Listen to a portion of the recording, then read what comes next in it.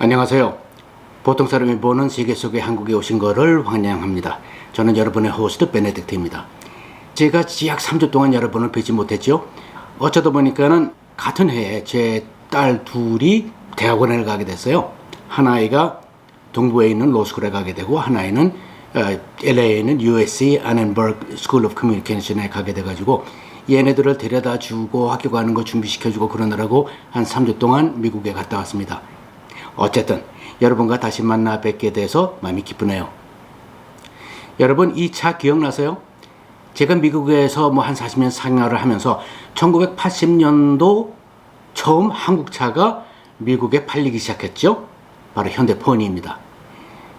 그러고 났더니 그 후에 LG 가전제품이 막 휩쓸기 시작하대요. 그러더니 삼성 핸드폰 등등이 또 세상을 제패하대요.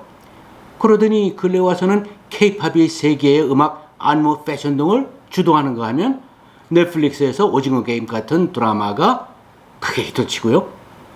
급기야 젊은 서양 외국 여자들이 한국 남자들은 K-드라마에서 본 남자들 같이 멋있을 것이라고 생각해서 한국 남자들을 만나서 사귀어버리고 한국에 온다고 그러대요. 그러더니 지난 몇 주일 동안에는 또 신기한 소식이 쏟아집니다.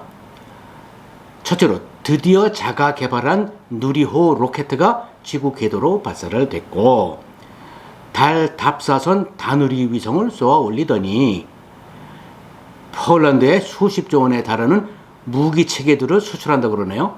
현대 로템의 K2 흑표범 약 1000대, 한화 디펜스 K9 자주포 약 650대, 한국우주항공산업 KAI의 F-50 경전폭기 약 50대. 이럴 수 있었던 것은 한국 무기 체계가 나토 기준에 준하기 때문이고 미국 등 서방 국가 무기보다 현저하게 저렴한데 가격 대비 가성비가 매우 탁월하다는 이점이 있기 때문이라고들 합니다. 이 소식을 들으면서 실로 우리는 자랑스러워서 가슴 뿌듯한 것을 느끼지 않을 수 없었죠. 그러니까 우리도 이제는 군사 강대국일까요? 무기를 잘 만드니까? 현대차, 삼성, 전자제품, LG 가전제품에 이어 이젠 세계적으로 인정받는 무기 생산 수출국이 되었다는 점이 지정학적으로 과연 무슨 의미가 있을까요? 오늘은 이 점을 같이 한번 생각해 보십시다. 여러분, 이 방산업계에 있어서 MIC라는 말이 있어요. Military Industrial Complex. 미국은 당연히 세계에서 제일 큰 MIC를 가지고 있고 불란서도 있고 영국도 있고 독일도 있고 내지는 등등 이스라엘에 또 유명한 그 방산업체들이 있고요. 근데 이제는 한국도 KMIC가 생길 것 같습니다. 한번 리스트를 한번 해볼게요. 한국의 ADD, Agency for Defense Development, 국방과학연구소, 미국의 DARPA와 같은 존재겠죠. 그리고 대우조선해양 및 현대중공업, 뭐를 만드는 데일까요? KSS-3, 도산 안창호 클래스 디젤 일렉트릭 서머린들을 만들고요. 그리고 KDX-3, 이지스 시스템을 갖춘 디스트로이어, 구축함. 그리고 KAI, 한국항공우주산업 주식회사. 여기서 만드는 게 뭐겠어요? 우리가 잘 아는 FA-50, Supersonic Light Combat Aircraft. 그리고 수리온 헬기도 거기서 만들고요. 그리고 누리 로켓도 거기서 만든 작품이고요. 그리고 한화 시스템. 거기서 만드는 건 뭐예요? KF-21 보라매. 세계 8번째 초음속 4.5세대 전투기. 그리고 한화 시스템. 거기서 뭘 만들어요? K9 Self-Propelled Howitzer 자주포. 그리고 거기서 또 만드는 게 우리한테는 아직 잘 알려지지 않았지만은 AS-21 Redback Advanced IFV Infantry Fighting Vehicle. 다시 말해서 장갑차죠. 그래서 이것이 지금 오스트레일리아 군에 납품을 하느냐 마느냐를 가지고 어디랑 경쟁을 하고 있느냐면은 독일의 라인메탈 회사의 링스 시스템하고 지금 경쟁을 하고 있는데 그 링스 시스템에는 문제가 많다고 합니다. AS-21 Redback 장갑차가 오스트레일리아에 수출이 될 가능성도 이번에 더 높아졌다고 보겠습니다. 현대 로템에서 만드는 건 뭐예요? K2 블랙 팬서 흑표범, 우리의 메인 배럴 탱크죠. MBT 주 전차죠. 그리고 대우 헤비 인더스트리즈 K200, 그리고 K21 인펀트리 파이팅 비어클 장갑차 등을 만들었고요. 자, 이 정도 되면은 우리 한국도 명실공히 이제는 디펜스 인더스트리를 거대한 거를 갖춘 나라라고 자타가 인정하는 게 된 것 같습니다. 자, 그래서 오늘 우리가 생각해 봐야 될 주제는 K-디펜스의 영광이 한국의 지정학적 입장에 의미하는 바가 무엇일까? 이것을 우리가 생각해 보자는 것입니다. 첫째로 여러분, 한국에게 미래의 주요 적국은 북한이 아닌 것 같습니다. 그 이유는 여러 가지가 있어요. 첫째로, 북한은 남침을 할 여력이 안 되죠. 기계는 다 낡았고 국민은 헐벗고 굶주리고 있고 기름은 없고 내지는 등등 여력이 없어요. 북한이 핵 선제 공격을 한다면은 또 모르겠으나, 그러면 미국의 핵 반격이 있을 것이므로 그들의 타선에 맞지 않지요. 또는 셋째, 중국이 적극적으로 북한과 짜고 참여하여 북한과 같이 남침한다면 모르나 중국이 미국과 지상전을 벌이는 것 또한 중국에게 타선이 전혀 맞지 않는 얘기겠죠. 그 짓을 왜 합니까? 그래서 그 가능성도 희박하다 보겠어요. 그리고 네 번째, 한국이 북침할 가능성은 뭐 사실 없죠. 왜냐면은 북한은 잃을 것이 없으니까 어떻게 한번 그 짓이라도 해보자라는 계산이 있을 수가 있습니다만은 한국은 잃을 것이 너무 많잖아요. 이렇게 하는 것이 다 폭파되고, 그리고 북한은 우리가 북침을 한다면은 꼭 코너에 몰린 쥐처럼 전술적 핵을 쓸 가능성이 생겨버리지요. 우리가 그 짓을 왜 합니까? 그리고 궁극적으로 대한민국의 국민이 북침하는 걸 용납하지 않겠죠. 자, 그렇다면은 한국에게 미래의 주요 적국은 어디가 될 가능성이 제일 클까요? 현재로서는 중국이 될 가능성이 가장 큰 것 같습니다. 그 이유를 한번 생각해 보십시다. 미국과 중국의 대립 구도가 이미 굳어갖고 있기 때문이지요. 자, 중국은 아세아만큼은 지역 헤게모니를 추구하고 있고, 미국은 중국을 상대해서 봉쇄 정책, 컨테인먼트 폴리시를 가동하고 있죠. 자, 지도에서 보시는 것처럼 중국의 첫 번째 섬 체인, First Island Chain은 제주도부터 시작을 합니다. 미국이 1951년부터 생각해놨던 아일랜드 체인이라는 개념은 조금 다르죠. 하지만 우리가 주시해야 될 것은 중국이 생각하는, 자기네들이 생각하는 아일랜드 체인 라인입니다. 그것이 바로 제주도 남단부터 시작을 해요. 그렇다면 한국의 경우 황해와 일본과 부산 앞바다 사이에 있는 스시바 해협이 중국의 군사력 관할에 들어간다면 한국의 경제적 자주권은 무너지겠죠. 왜냐면은 한국은 수출로 먹고 사는 나라이고, 인천과 부산항이 막힌다면은 우리로서는 경제적 자주권이 무너지는 거 아니겠어요. 그리고 만약에 중국과의 전쟁 또는 북한과의 전쟁을 위해서 미국이 와서 도와줘야 된다, 부산까지 들어오는 것이 중국 때문에 힘들어지게 된다면은 우리는 고립되고 마는 것이 아니겠어요. 이것이 지정학적 현실입니다. 만약에 그렇게 된다면은 한국은 사실상 중국의 속국이 되겠죠. 중국이 하라는 걸 해야 되는. 그리고 한국이 이것을 원치 않는다면, 아마 원하지 않을 테고요, 국민이. 한국과 중국의 적대국 관계가 설립이 될 수밖에 없는 구도 같습니다. 그렇다면 중국이 한국에게 어떻게 위협이 될 수 있을까를 한번 생각해 보십시다. 중국은 전에 제가 말씀드린 것처럼 소위 중국 예외론, Chinese exceptionalism 이라는 개념을 갖고 있어요. 중국은 일개 국가가 아니다. 중국은 하나의 문명이다. 역사적으로 가장 발전했던 문명이다. 그래서 중국은 특별하다. 우리가 서양 애들이 만들어 놓은 국제 질서에 들어갈 것 같으냐, 이런 중국 예외론이요. 그런데 약 30-40년 전 덩샤오핑이 뭐라 그랬어요? 때가 될 때까지는 발톱을 숨겨라 라고 했죠. 그런데 시진핑은 때가 된 것으로 판단한 모양입니다. 그리하여 2차 대전 후 미국이 주도하여 브레튼 우드스 컨퍼런스를 시작으로 IMF, 월드뱅크, FTA 등을 구축해 놓은 국제 질서의 일원이 되기를 사실상 거부를 하고 있지 않습니까?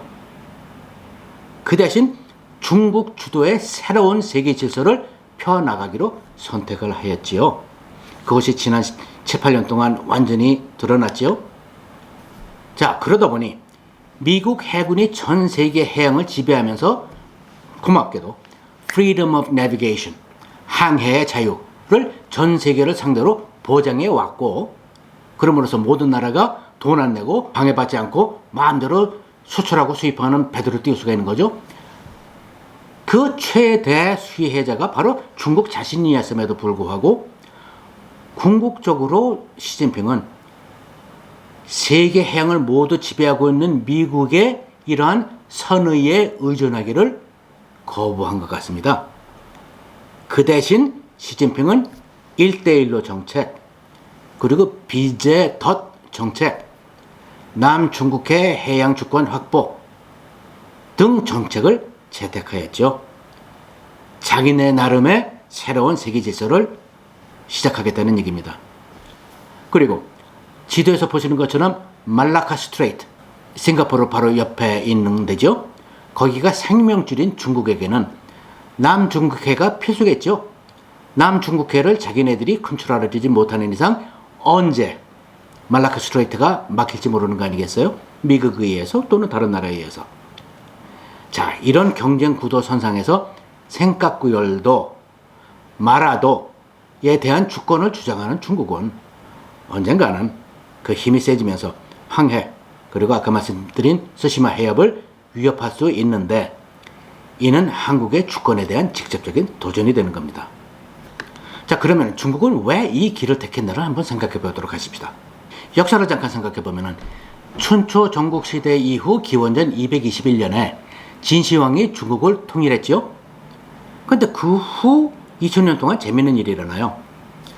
우리가 잘 아는 삼국지, 초안지 내지는 등등 스토리를 거치면서 한진당, 송원, 명청 시대 등을 거쳐왔는데, 그때마다 중국에게 깊이 뿌리내려진 몇 가지 개념이 있어요.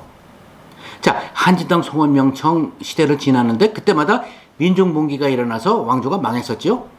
그럼 어떻게 됐습니까? 망해서 갈라져서 여러 나라가 지속된 것이 아니잖아요. 그때마다 결국 해체 모여식으로 다시 하나의 나라로 통일이 됩니다. 그러면서 생긴 개념 하나가 중국은 하나다라는 개념입니다. 그게 뭐 이렇게 특별하다고 그러고 생각하지 마세요. 유럽을 한번 보십시오. 유럽은 그 조그만 땅덩어리에 나라가 30몇 개입니다. 그리고 둘째로 중국은 세상의 중심이다. 중국. 외국은 야만인들이다. 라는 것이 뿌리 깊게 중국 사람들 머릿속에 사이콜로지에 뿌리 박혔습니다. 여러분 잘 아시다시피 화약도 거기서 발명이 됐죠. 나침반 거기서 발명이 됐죠. 내지는 등등. 그러면서 자기네들이 어떻게 생각을 했냐면, 셋째, 중국은 일개 국가가 아니다. 문명이다. 라는 생각이 생긴 겁니다. 그런데 근래로 들어오면서 1839년 제1차 아편전쟁으로부터 1949년 모택동이 이끄는 중국 공산당 CCP죠.